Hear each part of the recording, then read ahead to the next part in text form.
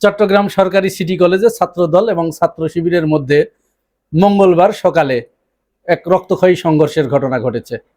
এই সংঘর্ষের জেরে ছাত্রদলের কিছু উচ্ছৃঙ্খল নেতাকর্মী ছাত্র শিবিরের এক নেতার পায়ের রক কেটে দিয়েছে। 5 আগস্ট 2024 সালের পরে ছাত্রদল এই প্রথম তারা রক কাটার মাধ্যমে তাদের অস্তিত্ব জানান দিল।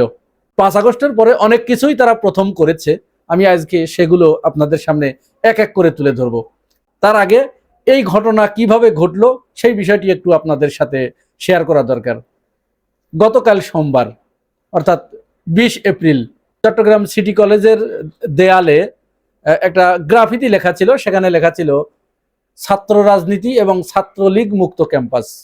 সোমবার রাত্রে চট্টগ্রাম সিটি কলেজ ছাত্র দলের যুগ্ম আহ্বায়ক আব্দুল্লাহ আল মামুন এর নেতৃত্বে আরো কয়েকজন ছাত্র দলের নেতাকর্মী গিয়ে ওই ছাত্র শব্দটি মুছে দিয়ে সেখানে গুপ্ত শব্দটি যোগ করে লিখে দেয়। এটার জের ধরে ছাত্র শিবির প্রতিবাদ করে যে এখানে যেটা লেখা ছিল সেটা মুছলে কেন। রাত্রেই বাকবিতণ্ডা হয়। সকালবেলা এইটার প্রতিবাদে ছাত্র শিবির একটা মিছিল বের করে, আজকে মঙ্গলবার একটা মিছিল বের করে। এই মিছিল যখন যাচ্ছিল এগিয়ে, তখন ছাত্রদল বিপরীত দিক থেকে তারা আগে থেকেই পূর্ব প্রস্তুতি নিয়েছিল। তাদের হাতে লোহার রড, হকি স্টিক এবং দেশীয় অস্ত্র রামদা, চাপাতি, হাসুয়া এগুলো দেখা গেছে। মিছিলটা কিভাবে যাচ্ছিল আমি আপনাদেরকে দেখাচ্ছি, একটু দেখুন। এবং এখন আমরা যে জায়গাটি রয়েছে সেটি হচ্ছে চট্টগ্রাম যে সিটি কলেজটি রয়েছে সেই সিটি কলেজের ঠিক সামনে।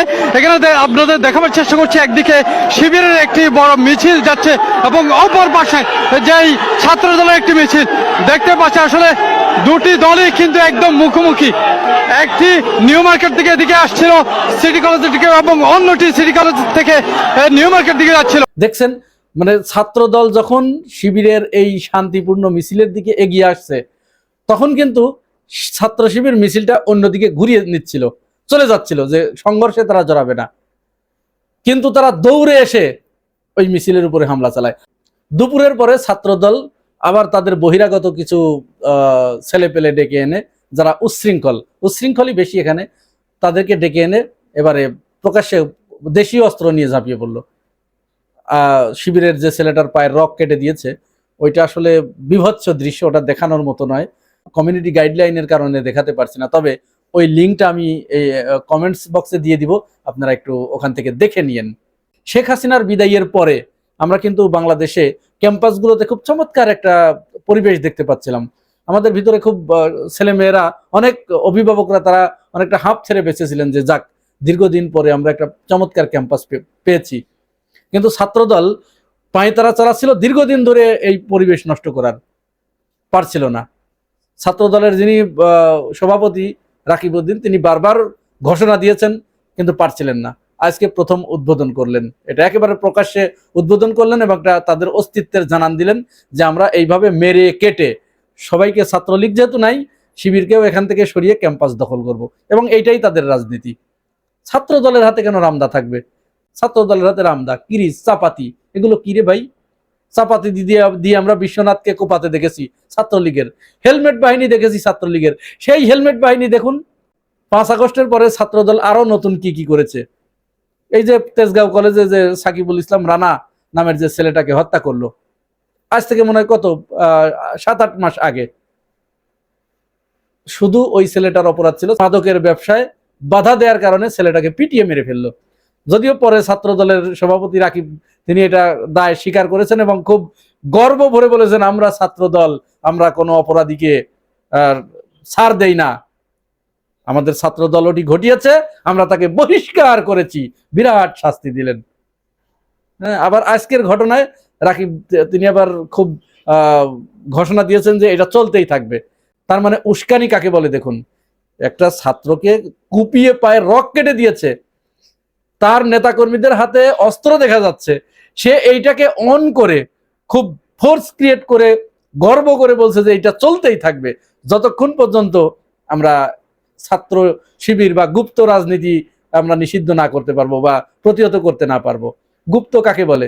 এই যে ডক্টর জাহেদ, শাহেদ আলম, ওই যে আজকে যাকে নমিনেশন দিল ছাত্র দলের যে ঢাকা বিশ্ববিদ্যালয়ের মানসুরা, এও তো সব তো ছাত্রলীগের সাদ্দামের সাথে ছবি। এই যে দেখুন, আমি দেখিয়ে দিচ্ছি। সবচেয়ে বড় গুপ্ত হচ্ছে অন্তর্বর্তীকালীন সরকারের সময়ে যিনি অন্তর্বর্তীকালীন সরকারের উপদেষ্টা ছিলেন, তিনি হয়ে গেলেন বিএনপি এবং পররাষ্ট্রমন্ত্রী। তার মানে তিনি গুপ্ত বিএনপি।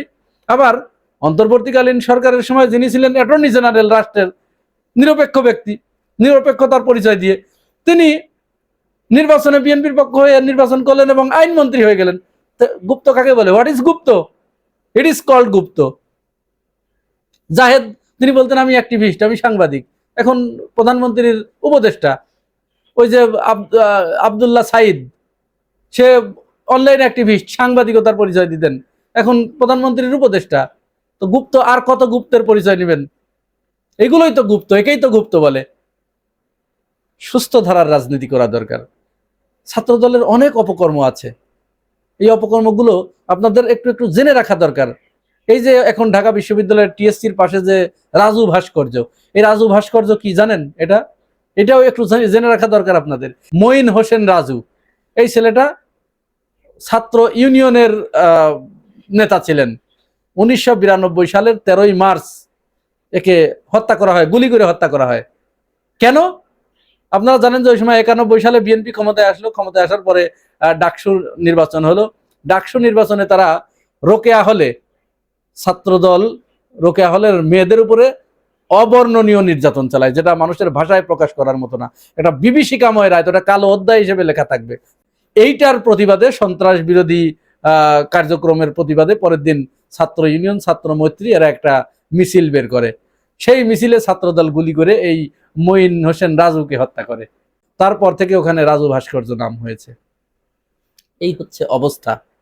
সুতরাং আপনি ক্যাম্পাসে গায়ের জোরে গুপ্ত লিখবেন এবং একজনকে মিন করে, এই যে উস্কানিমূলক কর্মকাণ্ড, তাহলে ছাত্রদল তো এখন তারা তো ক্ষমতায়, তাহলে তাদের কেন এই ধরনের অপকর্ম করতে হবে? এই অপকর্মের আশ্রয় নেওয়ার দরকার নাই তো। আপনার যদি চরিত্র ভালো থাকে, আপনার যদি কর্ম ভালো থাকে, আপনার যদি অ্যাক্টিভিটি ভালো থাকে, তাহলে তো ছাত্ররা আপনাকে এমনিতেই গ্রহণ করবে। তাহলে ছাত্রলীগের মতো আচরণ কি দরকার? এটা তো কি কোনো দরকার ছিল? এতে কি দলের মান ইজ্জত কি বাড়ছে না কমছে? কোনটা? নাকি ক্ষমতা পেয়ে আপনারা একেবারে ধরাকে সরাজ্ঞান করছেন? কোনটা? সর্বশেষ যে কথাটি বলতে চাই সেটি হচ্ছে, এই ঘটনাকে আবার দেখেন, এই যে এখন চ্যানেল কি লিখছে যে ছাত্র শিবিরের উপরে হামলা করলো কয়েকজন যুবক লাঠিসোঁটা হাতে, দেশীয় অস্ত্র নিয়ে। মানে আগে যেমন আওয়ামী লীগের নাম নিতে, ভাসুরের নাম নিতে মিডিয়া ভয় পেত, এখন ছাত্র দলের নাম নিতেও অলরেডি ভয় শুরু হয়ে গেছে। আর ভয় শুরু হবে না কেন? ভয় তো শুরু হওয়ার কথাই। মিডিয়ার উপরে তারা যেভাবে, এমনিতেই তো তারা সেলফ সেন্সরশিপ হয়ে গেছে, এরপরেও চিঠি দিয়ে তাদেরকে বাধ্য করা হয় যে এইটা করেন ওইটা করেন। এই যে দেখুন, সরকারের 2 মাস পূর্তি উপলক্ষে প্রত্যেকটা টিভি চ্যানেলে চিঠি দেওয়া হয়েছে। এইটা আবার ফাঁস হয়ে গেছে, চিঠিটা দেখুন।